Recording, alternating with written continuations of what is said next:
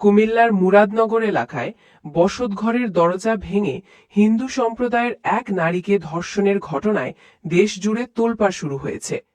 এই ঘটনার একটি ভিডিও ছড়িয়ে পড়ায় সামাজিক যোগাযোগ মাধ্যমে ব্যাপক সমালোচনা তৈরি হয়েছে এবং দ্রুত দোষীদের গ্রেফতারের দাবি উঠেছে।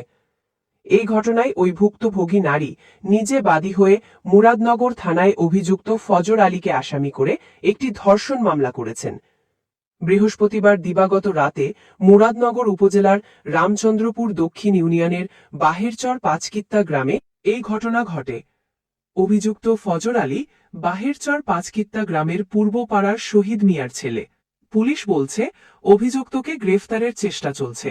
থানায় দায়ের করা অভিযোগ এবং মুরাদনগর থানার ভারপ্রাপ্ত কর্মকর্তার সাথে কথা বলে জানা গেছে, গত 15 দিন আগে হোমনা উপজেলার স্বামীর বাড়ি থেকে বাহেরচর পাঁচকিত্তা গ্রামের বাবার বাড়ি বেড়াতে আসেন ওই নারী।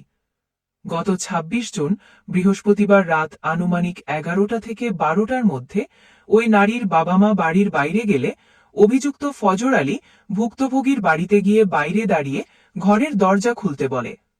ভুক্তভোগী ওই নারী ঘরের দরজা খুলতে অস্বীকৃতি জানালে এক পর্যায়ে ফজর আলী কৌশলে ঘরের ভেতরে প্রবেশ করে। পরে তাকে জোরপূর্বক ধর্ষণ করে। এ সময় তার চিৎকারে স্থানীয়রা এসে তাকে হাতে নাতে আটক করে ওই নারীকে উদ্ধার করে এবং অভিযুক্তকে মারধর করে ভিডিও করে রাখে। খিলি ভাঙা পড়ে রয়েছে। পরে আমরা যাই দেখি দুইজন, একটা আমাদের গ্রামের মুসলমান একটা ছেলে, এর মধ্যে জোর করে দর্শন করার চেষ্টা করতেছে, মেয়েটা নিজের রক্ষা করার চেষ্টা করতেছে। পরে আমাদের মেয়েটারে। ভুক্তভোগী নারীর 2টি সন্তান রয়েছে। তার স্বামী 5 বছর যাবৎ প্রবাসে থাকেন। ভুক্তভোগী ওই নারী জানান, টাকা ধার নেওয়া নিয়ে ফজর আলীর সাথে তাদের পারিবারিক পরিচয় হয়। এই সূত্র ধরেই ফজর আলী তাদের বাড়িতে আসেন। মুরাদনগর থানার ভারপ্রাপ্ত কর্মকর্তা জহিদুর রহমান আরও জানান, ভুক্তভোগী নারী অভিযুক্ত ফজর আলী করে মামলা দায়ের করেছেন। ওই নারীর মেডিকেল পরীক্ষা করা হয়েছে। আসামি পলাতক অবস্থায় রয়েছে। অভিযুক্ত আসামিকে ধরতে তাদের অভিযান অব্যাহত আছে। পুলিশের 2টি টিম অভিযানে আছে। আশা করছি দ্রুত সময়ের মধ্যে অভিযুক্তকে আটক করা হবে।